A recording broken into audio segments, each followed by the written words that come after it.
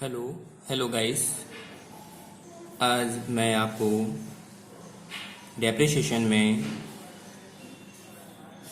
Question बता रहा हूँ जिसमें ह्रास की दर यानी प्रतिशत में हमारा ह्रास काटने का तरीका दिया हुआ है।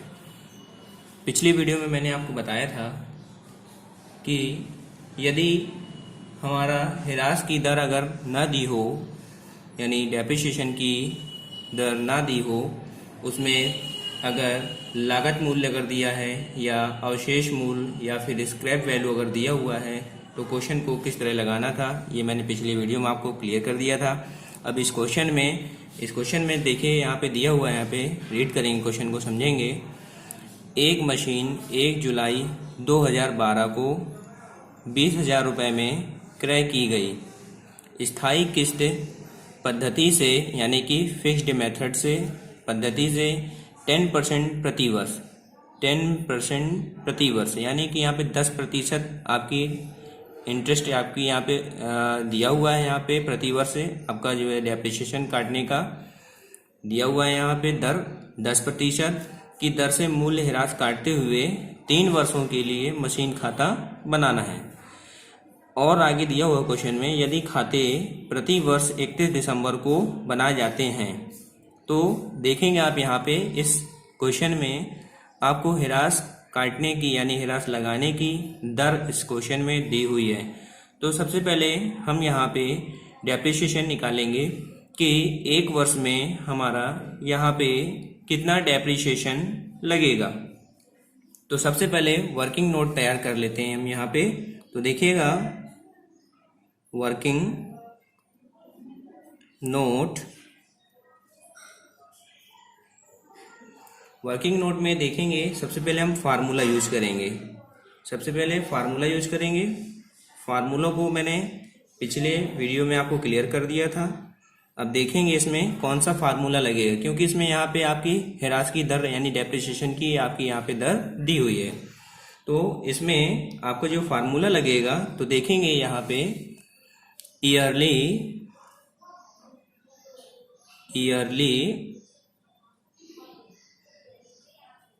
डेप्रिसिएशन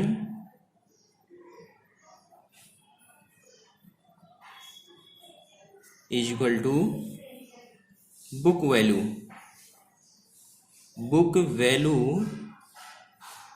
ऑफ एसेट्स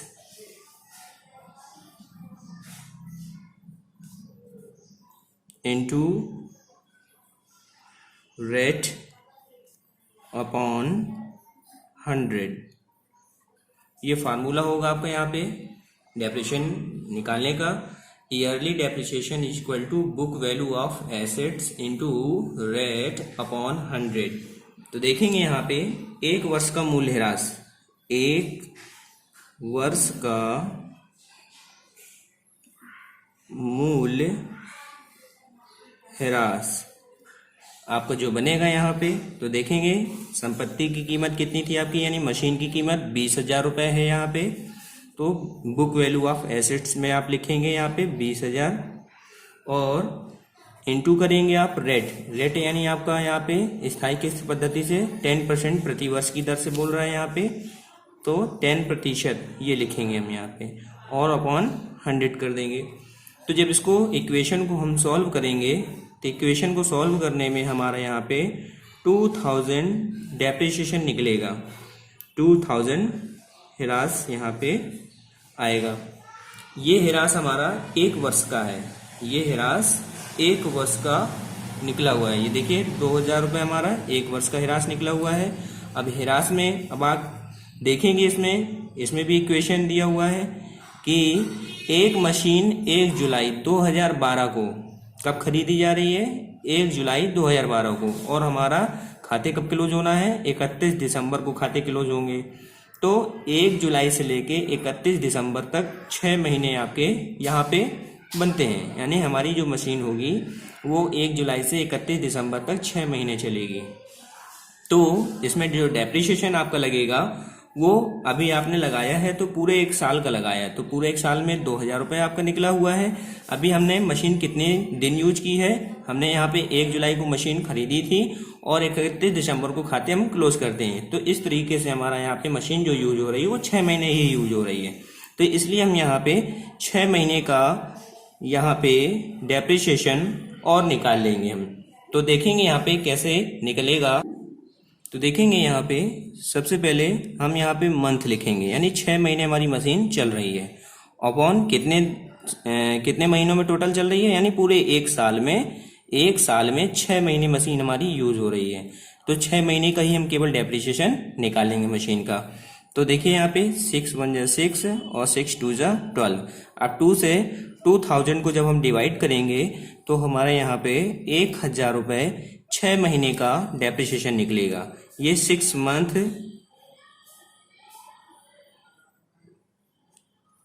डेप्रिसिएशन है, ये 6 मंथ का डेप्रिसिएशन है आपका 1,000 रुपये। 1 वर्ष का ये आपका है, ये 1 वर्ष का ह्रास जो हमारा निकलेगा 2,000 रुपये निकल रहा है। तो अब हमारा यहाँ पे वर्किंग नोट कंप्लीट हो चुका है। अब आगे देखेंगे यहाँ पे क्वेश्चन में। तो देखेंगे हमारी मशीन 1 जुलाई 2012 को परचेस की गई है। तो सबसे पहले यहाँ पे डेट में डालेंगे आप ईयर 2012 और यह मशीन हमारी जुलाई 1 को परचेस की गई है। तो यहाँ पे डेट डालेंगे आप, यहाँ पे जुलाई 1। तो ये मशीन जब हम परचेस करेंगे तो हमारी ये मशीन टू कैश अकाउंट के नाम से ये हमारी मशीन 20,000 रुपये की हम यहाँ पे शो कर देंगे। और देखिए इस वर्ष या फिर कह लीजिए क्वेश्चन में और भी कोई मशीन खरीदी नहीं गई है, तो इसलिए हमारी केवल 2012 में जुलाई 1 को एक ही मशीन परचेस की गई है। तो इसको हम यहाँ पे फाइनली क्या करते हैं, इसको क्लोज कर देते हैं। तो देखिएगा इसको क्लोज कर देते हैं हम। यहाँ पे क्लोज करने का तरीका ये है कि डबल लाइन यहाँ पे आनी चाहिए और यहाँ पे 20,000 यानी 20,000 रुपये हम लिख देंगे। तो देखेंगे अब आप यहाँ पे और अब मशीन का अब निकालना है हमको, क्या है, डेप्रिसिएशन निकालना है। तो सेम डेट आपकी यहाँ पे आ जाएगी, ईयर आ जाएगा 2012 और ह्रास निकालने की तारीख इसमें जैसे कि क्वेश्चन में दी गई है, प्रतिवर्ष 31 दिसंबर को डेप्रिसिएशन लगाया जाता है। तो हम भी यहाँ पे डेप्रिसिएशन दिसंबर 31 को यहाँ पे लगा देते हैं बाई डेप्रिसिएशन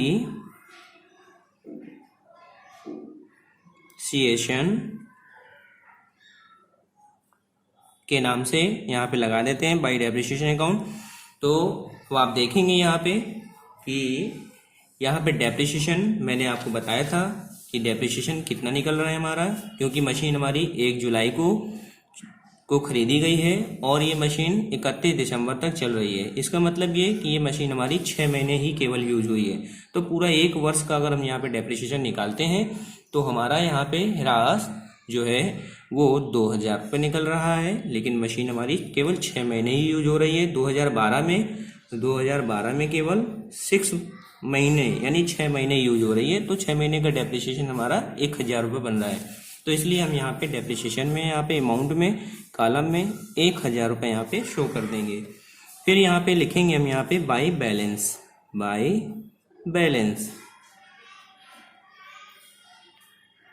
बैलेंस सीडी के नाम से यहाँ पे। अब देखिए बैलेंस कितना बचेगा। तो सबसे पहले हम यहाँ पे टोटल अमाउंट इस साइड भी लिख देंगे, जो इधर की होगी वो अमाउंट इधर भी आएगी आपकी।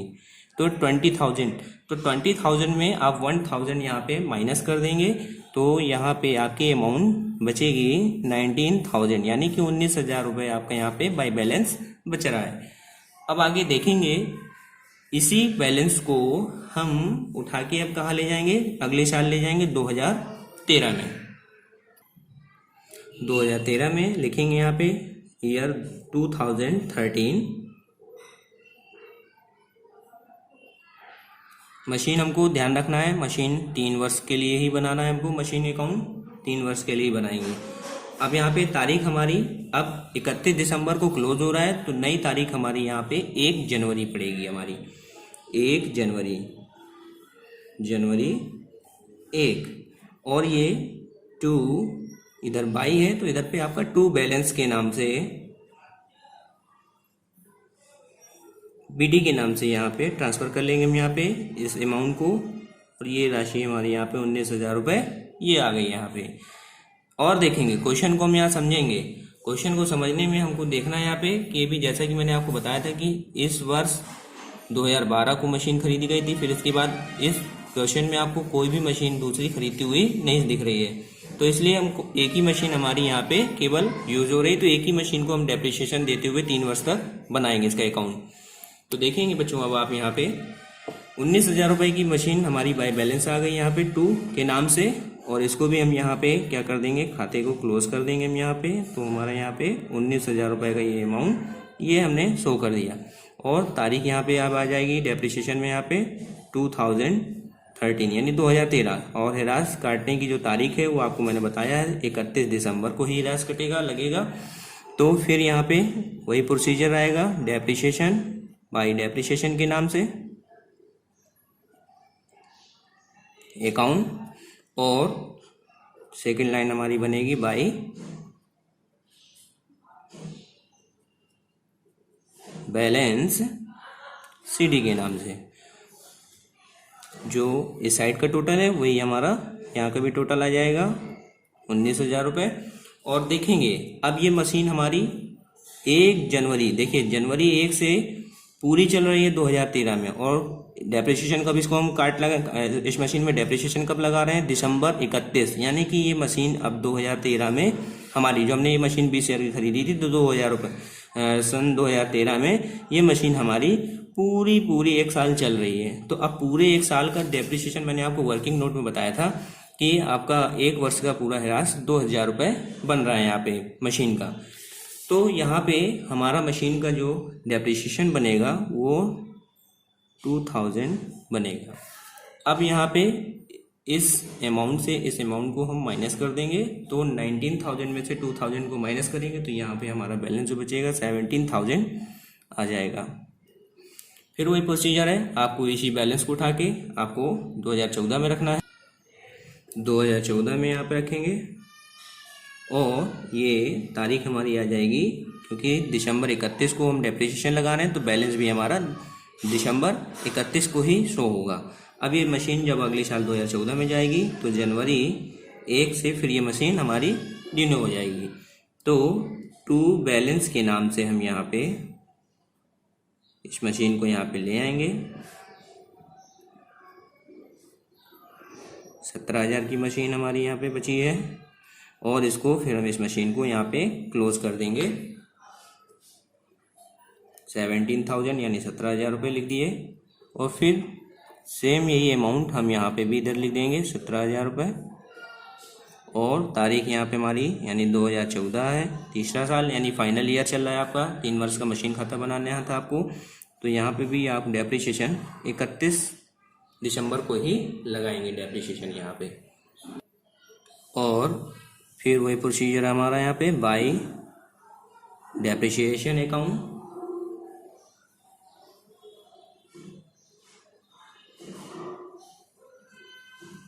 और बाई